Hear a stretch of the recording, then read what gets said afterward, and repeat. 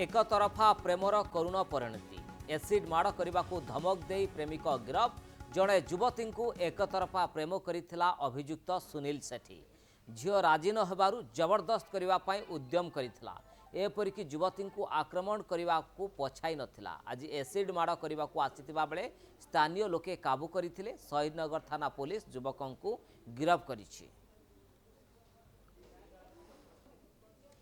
दर्शक बंधु सीधासलख से अभियुक्तर चित्र आपण देखुचंती फोटो देखुचंती जे एक तरफा प्रेम करथिले एवं एक तरफा प्रेमर ये हूँ करुण परिणति। परवर्ती पर्यायर पुलिस पाखरे खबर पहुँचीला। पुलिस शेष में गिरफ करिछि अभियुक्तर ना हूँ सुनील सेठी एवं झील को बहुत समय हैरान हरकत करिथिबा जहाँ पुलिस को मध्य खबर जाइथिला।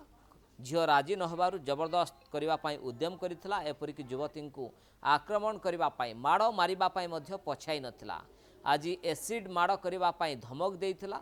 आउ एसिड माड़ करने जेतेबेले आसीथिला युवक परवर्ती पर्यायर स्थानीय लोके ए दुर्बृत्त को मध्य प्रथमे काबू करथिला। पुलिस तापरे गिरफ करिछि।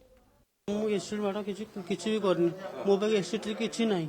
एसिड कोट आनी को अच्छा तो जे से कोन संपर्क तम मु आगुर फास्ट भल पाइथिली बाहागर पर मु ता सहित कथाबार्ता किछि होउ नथिली।